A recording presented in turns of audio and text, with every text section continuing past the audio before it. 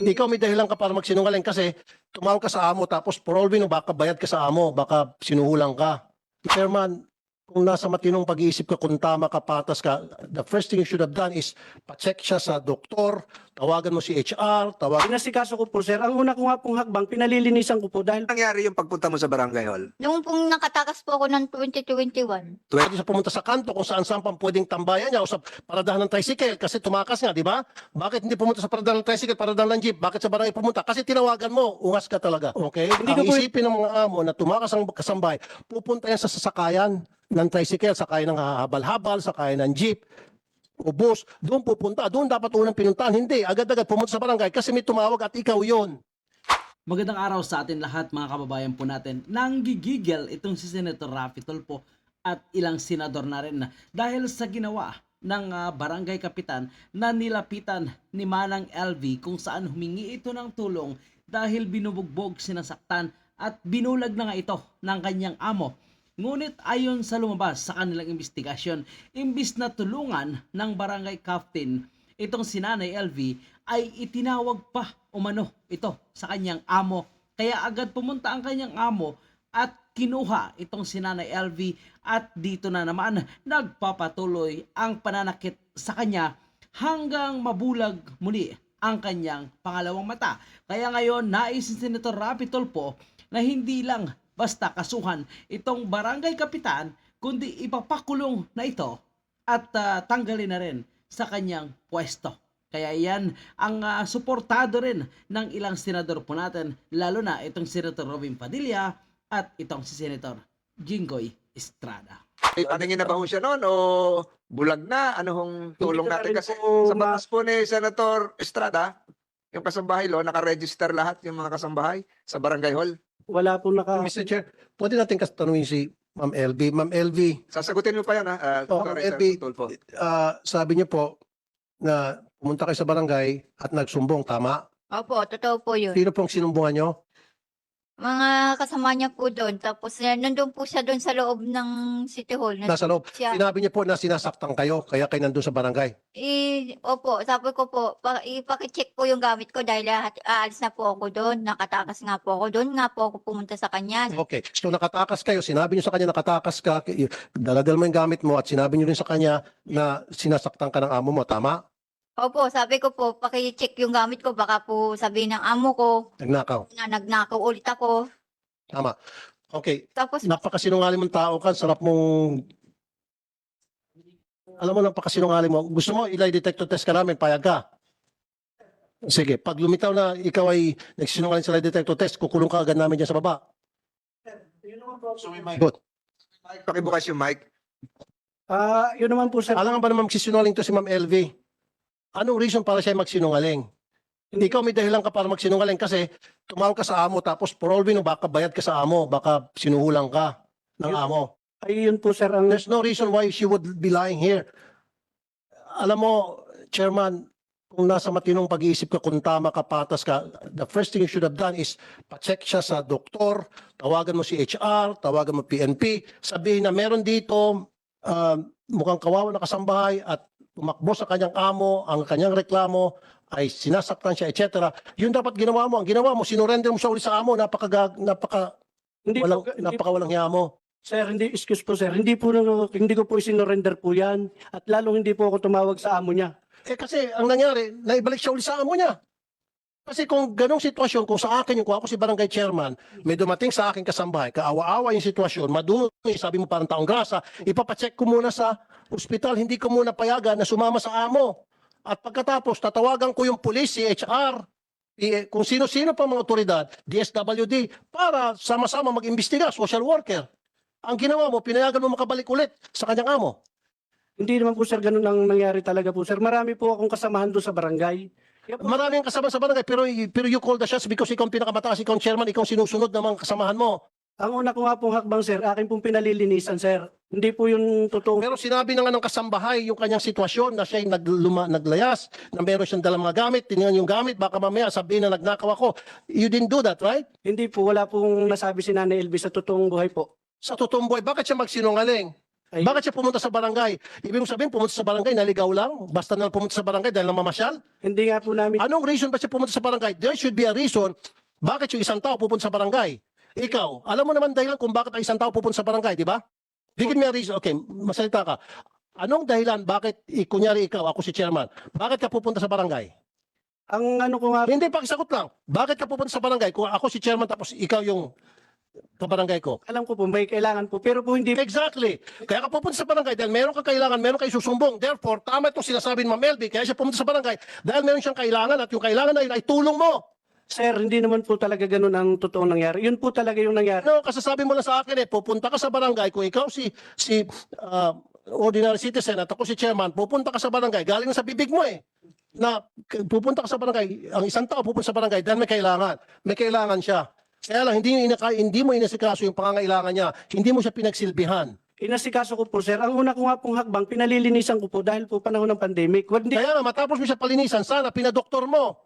hindi po, Sana tinawagan mo yung DSWD, tinawagan mo yung CHR, tinawagan mo yung PNP. sir, sana po makapagsalita din muna po ako, sir. Papayagan ka, Kapitan. Papayagan Opo. ka magsalita. Pero with the permission of Senator Tulfo. Isa-isa na lang po. Sige po.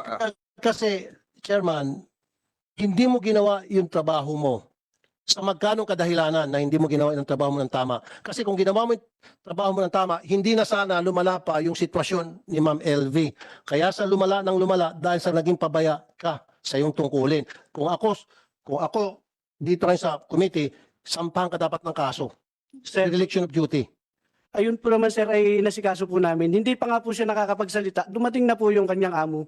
At sinabi po niya na sinusundan niya at nakaalis po sa kanilang tindahan. Yung Kaya mas sinabi- lalo nung dumating yung kanyang amo, mas lalo ka dapat magtaka. Saan sinabi mo sandali lang, hindi mo ba sila pinag-uusap? Wala naman po naging reaksyon si Nanay Elvis. Sumama po naman siya ng kusa sa amo niya eh. Posible naman yan. Kaya nga siya lumayas tapos sasama ng kusa. Wala pa nga po, Senator, na siya reklamo po sa amin. Mr. Chair, ipaano natin to, lie detector test, and then kapag lumitaw na sa lie detector test nagsinungaling to, ikulong natin sa baba. So kukulong kita. Napakasinungaling mong tao ka. Kapitan, kilala mo ba yung amo ni LB? Ano po yun? May tindahan po sila. Yun lang po ang aming pagkakilala. Pero ni number po nila, wala po kami. Hindi, kilala mo. Kilala po. Kilalang tao yun doon. Kilalang tao yun doon. Yang kilala po siya na may tindahan. Kilala may tindahan. Nung pumunta si Manang LB ron, bulag na siya ang dalawang mata. Hindi ko rin po ma-sure, Senate Chairman, dahil po, pag ano nga po, ang una ko pong utos sa aking mga tanong, dahil may bowser room naman po kami, kumpleto po kami, pinalilinisan ko po siya. Yun po ang una ko pong naging sa Nanay LB. Manang LB, nung kayo po ay pumunta kay Kapitan, dalawang mata niyo po ay bulag na o nakakakita pa kayo ng kalahati? Isang mata ko po, yung kanan. Ang, Tapos po, ang kanan po ay nakakita pa. opo. So nakaharap niyo po si Kapitan. Opo, narinig ko po yung sabi niya po sa amo kong lalaki. O Sir Jerry, parang nandito yung sambahay mo, nandito. Nandito. Tinawagan o magkaharap. Para pong tinawagan, kausap. Wala po. Kinausap sa telepono, Opo, yung Jerry, yung amo mo. opo.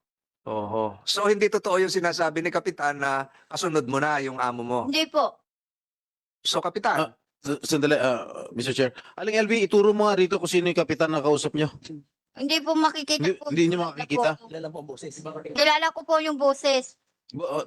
Nabobosesan ninyo? Opo. Pwede mong ilarawan ang physical condition, malaki ba, mabalik? yung naririnig ko yung tanong ng iyong abogado, sa natatandaan mo, yung yan ang itsura ng Kapitan na nakita mo no, kahit Yung- isang mata ka, Mataba po siya ng kaunti at yung matangkad-tangkad. tangkad. Tumayo ka nga kung matangkad ka. Tabangan. Medyo ano ka? Ano ba height mo, LB? Mababa ka, kaya ang tingin mo siguro matangkad yung kaharap mo o Opo. nakaupo ka. 5 po ang height ko. Maliit lang po ako. Wala na talagang vision. Yeah, Totally. the doctor can attest. So hindi mo, ilang taon mo na, kailan nangyari yung pagpunta mo sa Barangay Hall? Nung pong nakatakas po ako ng 2021. 2021? 2020 o 2021? 2021. 21 nakatakas ka. COVID pa noon, lockdown pa noon. Opo. Tumakas ka kasi ayaw mo na doon sa amo mo. Opo. Bakit ka sa Kapitan dumiretso? Yung pong sabi yung nasa lubungan ko po, yung nagtitinda po ng lumi doon, si Kagawad po yun, hindi ko lang po kilala ang lalaki, kagawad po doon. Pumunta ka sa barangay hall para anong gawin? Magreklamo? Opo, Isumbong? sabi po nung kagawad doon, o LB, pumunta ka muna sa barangay, i-report mo yan dahil nakatakas ka, pa-check mo yung gamit mo. Tapos, nung nakaharap mo si Kapitan at narinig mo nag-usap sila, pinauwi ka ni Kapitan o sinundo ka ng amo mo? Sinundo po ako ng amo ko lalaki. Sumama ka. Opo, sabi, ihatid daw po ako sa sakayan ng papuntang Mindoro. Uuwi ka na sana, pinapauwi ka. Hindi ka hinatid. Hindi po, dinala po ako sa tindahan ulit. Kinulong ka. Opo, yun. Buhat nung pong galing ako sa barangay, hindi na po ako pinapalabas. Doon na lang po daw ako Hindi sa... mo na nakausap si Kapitan. Hindi na po. Ito ngayon, nabobosesan mo naman. Opo, Siya yung Kapitan. opo. Ano mo sasabi mo kay Kapitan? Nagkausap ba kayo ni Kapitan nun? Busy po siya sa kausap. Hindi niya po ako inintindi. Hindi ka inintindi. Opo, busy po sa kausap sa cellphone. Sino nag-check nung gamit mo na sinabing chechekan? Wala po. Ayun. Sabi niya, ipalilinis ka raw kasi maamos ka nun. Pinalinis. Basta lang po, pinaupo lang po ako doon sa may parang school ng kinder. Hindi ka binigyan ng face towel, pampunas, t-shirt, Hindi po. hindi ka pinaghilamos, Po. langganang maliit, wala. Wala po, wala po. Kapitan, wala daw paglilinis. Mr. Chair, paano nga po siya malilinisan po? Kaupo lang naman po niya na sinasabihan ko pa lang po yung aming barangay tanod na babae.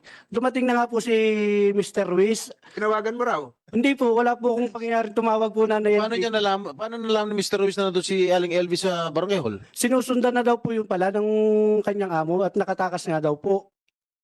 Paano nga malalaman ni Ruiz, yung pamilya Ruiz, na nasa barangay hall, pwede naman siya ibang pinuntahan? Sinusundan na daw po yan ng amo niya. Kaya Kaya kasi, ilang minuto, nung pagdating ni Ma'am LB at saka pagdating ng amo, ilang minuto ang pagitan? siguro po wala pa pong 3 minuto, sir. Oh, so, ibig sabihin, hindi sinusundan, may tumawag. Ay, At saka isa pa, of all places sa barangay, bakit sa barangay hall pa siya pupunta?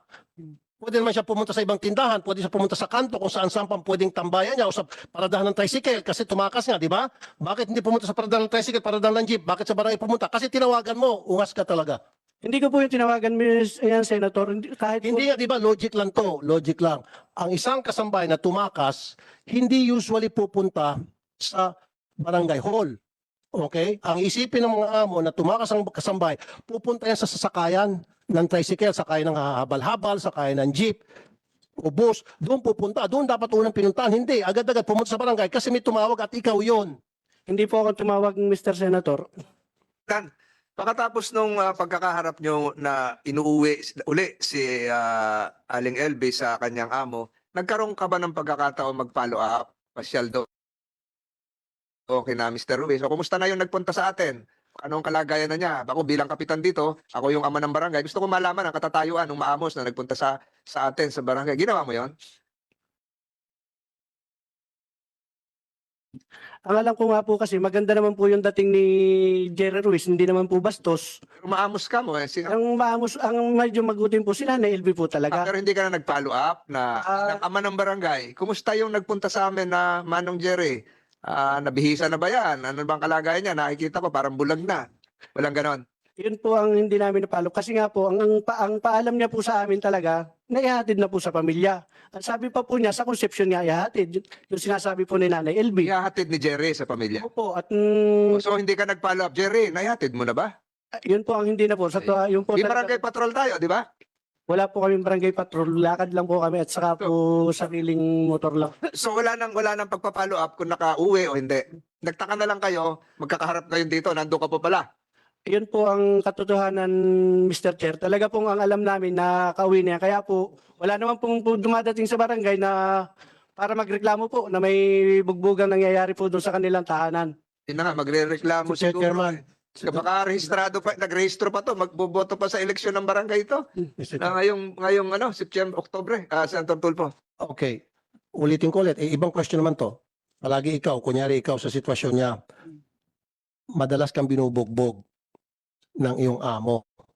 And then nagkaroon ka ng pagkakataon na para makatakas. Pagdating mo sa barangay, anong unang-una mong sasabihin? Kung ikaw, si Ma'am LV. Hindi, wag na sagutin mo sa akin. Ulitin ko. Madalas ka nang binubugbog, sinasaktan, lahat na ginagawa sa inuuntog ulo mo, tinutusok mata mo, etc. etc.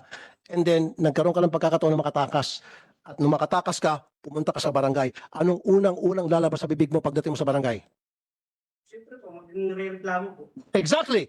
At yun ang ginawa niya, na kinukontra mo ngayon, stupido. Hindi pa po nakakapagsalita po si Nanay LV. Nakaupo lang po yan nung dumating po ako. Ang una ko po Hindi, ikaw na mismo nagsabi. Ang una mong gagawin, kung ikaw sa sitwasyon ni Ma'am LB, ay magreklamo galing na sa bibig mo eh. And that's exactly what she did. Pero hindi mo pinakinggan dahil tinawagan mong amo, tumutugma lahat na sinasabi ni Ma'am LB.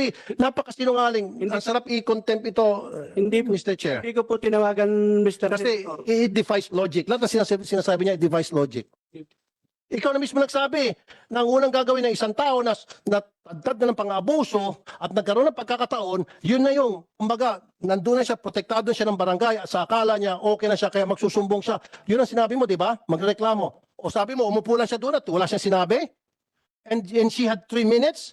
Sabi mo, kung totoo sabi mo, 3 minutes dumating amo, sabihin na natin, siguro papalusot mo, nandun yung amo, natakot lang siguro siya. Pero she had 3 minutes na nandun nakaupo lang, wala siyang sinabi, imposible. Nandun siya, yung sinasabi niya, nagsusumbong siya kung ano nang pinagsasabi niya, hindi niyo pinakinggan. And I'll tell you, isa sa mga nasibak, dapat ikaw masibak ka rin eh.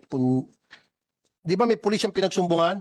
Itong si Master Sergeant Maria Eliza Palabay, na-dismiss kasi sinampan ng kaso ni Ma'am LV. Kasi kinampihan nitong pulis yung amo, para ikaw din. Ikaw ang susunod na pasisibak namin. Nandito rin si Grabe ang ginawa ni Senator Raffy Tulfo, mga kababayan po natin. Nakakabilib dahil nakita po natin nagigil siya at talagang nakaawa naman kasi ang inabot ni Nanay LV. Kaya nga naman tama lang talaga parusahan itong mga kasabwat nitong mga hinayupak na ito na mga amo ni Nanay LV, itong pamilya Ruiz, mga kababayan po natin. Napalagay ko ay wala talaga ito sa katinuan ng kanilang pag-iisip at posibleng mayroong itong psychological problem, mga kababayan po natin. Kasi yung ginawa nila kay Nanay LV ay parang hindi mo ma-imagine kung magawa ng isang normal na tao yan. Otherwise, nakadroga, may sakit sa pag-uutak, o talagang mayroon silang emosyonal na nai-enjoy nila pag nakikita nila na nasaktan itong si Nanay LV. So, ang tawag dyan ay psychopath nga ang palagay ko itong mga pamilya na ito, at hindi lang asawa pati ang babae at lalaki kasi hindi lang ako sigurado kung yung anak tumutulong sa pananakit ng kay Nanay LV. Kasi kung ganito ang ginagawa ng kanyang mga magulang, so nakikita niya na posible rin. So lalabas din naman yan, mga kababayan pa natin, sa investigation. Pero syempre ang nakaawa na kalagayan ni Nanay LV na dapat lang talaga ay mapanagot itong si Barangay Captain dahil parang naging accessory siya sa nangyaring krimen kay Nanay LV. So siya pa dapat yung aasahan ng local barangay, local community. Pero kung ganito ang inyong barangay kapitan dyan, nako, wala po tayong maaasahan, mga kababayan natin.